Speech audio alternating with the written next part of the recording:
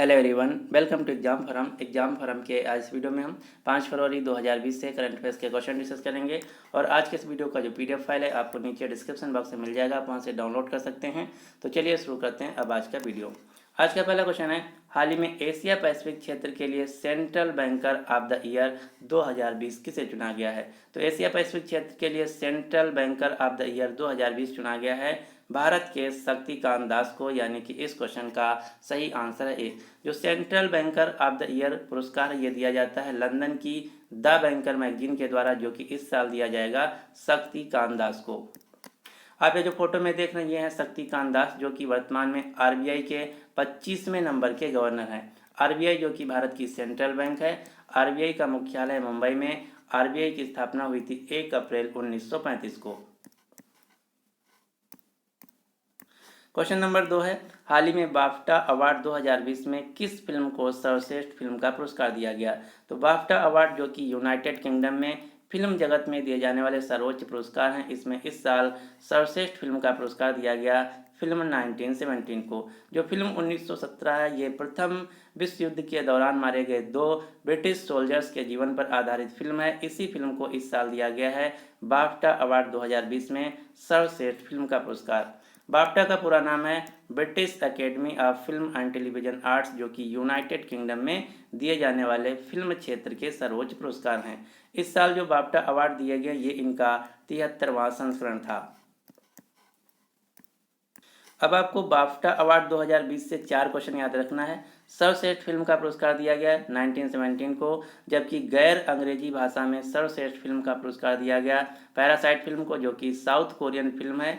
सर्वश्रेष्ठ निर्देशक का पुरस्कार दिया गया सैम मेंडेस को फिल्म 1917 के लिए। सर्वश्रेष्ठ अभिनेता का पुरस्कार दिया गया ओवाकिन फिनिक्स को जोकर फिल्म के लिए, जबकि सर्वश्रेष्ठ अभिनेत्री का पुरस्कार दिया गया रेनी जेलवेगर को जूडी गार्लैंड फिल्म के लिए। तो ये 4 क्वेश्चन आपको बाफ्टा अवार्ड 2020 से याद रखना है।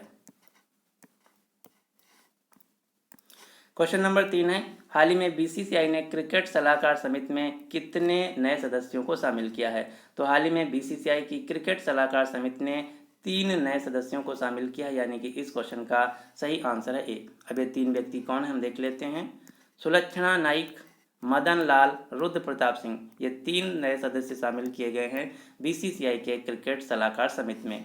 बीसीसीआई जिसका पूरा नाम है board of control for cricket in India, जो कि भारत में क्रिकेट गवर्निंग बॉडी है। बीसीसीआई के वर्तमान में अध्यक्ष हैं सौरभ गांगुली। बीसीसीआई के सीईओ हैं राहुल जौहरी। बीसीसीआई के सेक्रेटरी हैं जय शाह। बीसीसीआई का मुख्यालय है मुंबई में। अब आपको बीसीसीआई के द्वारा दिए जाने वाले इस साल के 3 अवार्ड नाम याद रखना है कौन कौन से। इस साल पॉली उमरीगिर पुरस्कार, जो कि सर्वश्रेष्ठ अंतर्राष्ट्रीय क्रिकेटर ऑफ द ईयर के पुरस्कार से भी नाम से भी जाना जाता है, ये इस साल दिया गया जसप्रीत बुमराह को पुरुष वर्ग में, जबकि महिला वर्ग में दिया गया पूनम यादव को। पॉली उमरीगर पुरस्कार 2019। इसके अलावा CK Naidu life time achievement award, जिसे BCCI life time achievement award के नाम से भी जाना जाता है, ये इस साल दिया गया पुरुष वर्ग में कृष्णामाचारी श्रीकांत को, जबकि महिला वर्ग में दिया गया अंजुम चोपड़ा को। तीसरा पुरस्कार है सरदेसाई अवार्ड। जो सरदेसाई अवार्ड है ये इस साल टेस्ट में सबसे ज़्यादा रन बनाने के लिए दिया गया चेतेश्वर पुजारा को, जबकि टेस्ट में सबसे ज़्यादा विकेट लेने के लिए दिया गया जसप्रीत बुमराह को। तो 3 पुरस्कार आपको याद रखना है, Sardesai award, C K Naidu life time achievement award तथा पाली उमरीगर पुरस्कार, जो कि बीसीसीआई के द्वारा दिए जाते हैं। क्वेश्चन नंबर 4 है, हाल ही में विश्व कैंसर दिवस 2020 कब मनाया गया। तो जो विश्व कैंसर दिवस है, वर्ल्ड कैंसर डे, ये हर साल मनाया जाता है 4 फरवरी को, यानी कि इस क्वेश्चन का सही आंसर है बी। अब आपको इसका थीम भी याद रखना है। तो जो विश्व कैंसर दिवस 2020 था, इसका थीम था मैं हूं और मैं रहूंगा, I am and I will. तो जो थीम है मोस्ट इंपॉर्टेंट आपको याद रखना है। विश्व कैंसर दिवस 2020 का थीम है मैं हूं और मैं रहूंगा, I am and I will. Question number 5 है, हाल ही में एक्सी बुक फेयर, एक्सी पुस्तक मेला का शुभारंभ किस शहर में हुआ है। तो जो एक्सी पुस्तक मेला है ये एक वार्षिक पुस्तक मेला है बांग्लादेश का, जिसका शुभारंभ हुआ है बांग्लादेश की राजधानी ढाका में। इसका उद्घाटन किया गया बांग्लादेश के प्रधानमंत्री शेख हसीना के द्वारा। एक्सी पुस्तक मेले का उद्देश्य दुनिया भर में बांग्लादेश की कला, संस्कृत तथा साहित्य का प्रचार प्रसार करना। ढाका जो कि बांग्लादेश की राजधानी है, बांग्लादेश की मुद्रा है टका, बांग्लादेश की प्रधानमंत्री हैं शेख हसीना की पार्टी का नाम है आवामी लीग। क्वेश्चन नंबर 6 है, हाल ही में जसवंत सिंह कंवल का निधन हुआ है।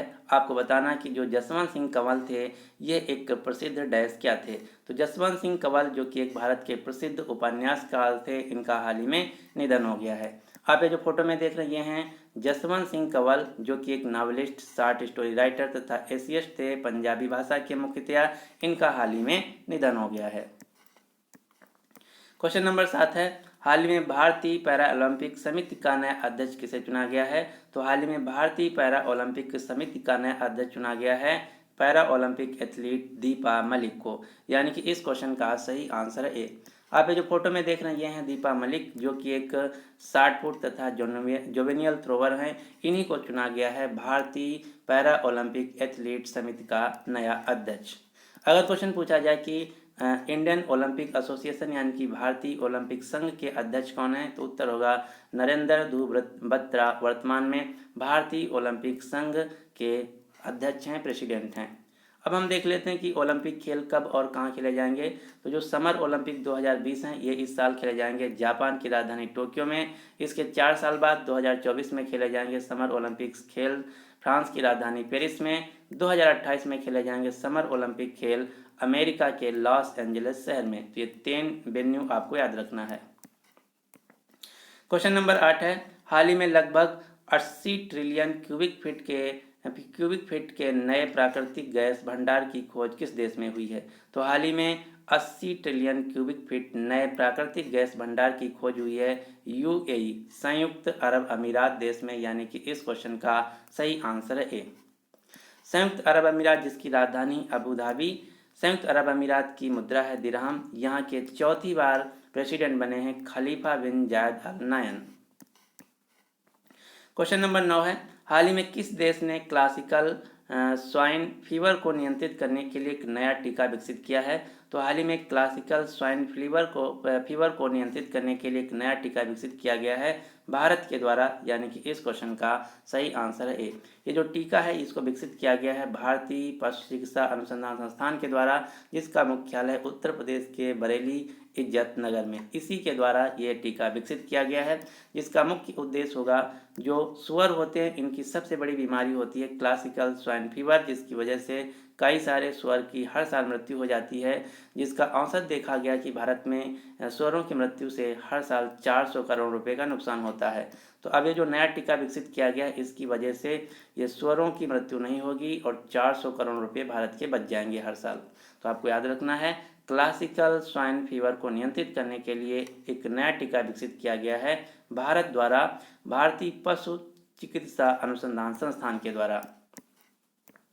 क्वेश्चन नंबर 10 है, राज्यों को 4 सप्ताह के भीतर ग्राम न्यायालयों की स्थापना करने का आदेश किसने दिया है। तो सभी राज्यों को 4 सप्ताह के भीतर ग्राम न्यायालयों की स्थापना करने का आदेश दिया गया है सुप्रीम कोर्ट सर्वोच्च न्यायालय के द्वारा, यानी कि इस क्वेश्चन का सही आंसर है ए। अब हम देख लेते हैं कि ग्राम न्यायालय क्या है।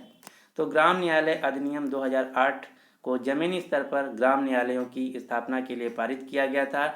इस न्यायिक संस्था का उद्देश्य ग्रामीण क्षेत्रों में न्याय प्रदान करना।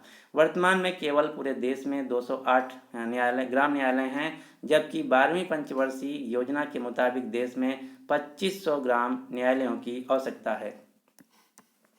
क्वेश्चन नंबर 11 है, हाल ही में एपीईडीए के संपर्क कार्यालय की स्थापना किस शहर में की जाएगी। तो एपीईडीए जिसका पूरा नाम है agriculture and processed food product export development authority, यानी कि कृषि व प्रसंस्कृत खाद्य उत्पाद निर्यात विकास प्राधिकरण। तो इसका जो रीजनल ऑफिस है ये बनाया जाएगा असम के गुवाहाटी शहर में, यानी कि इस क्वेश्चन का सही आंसर है ए।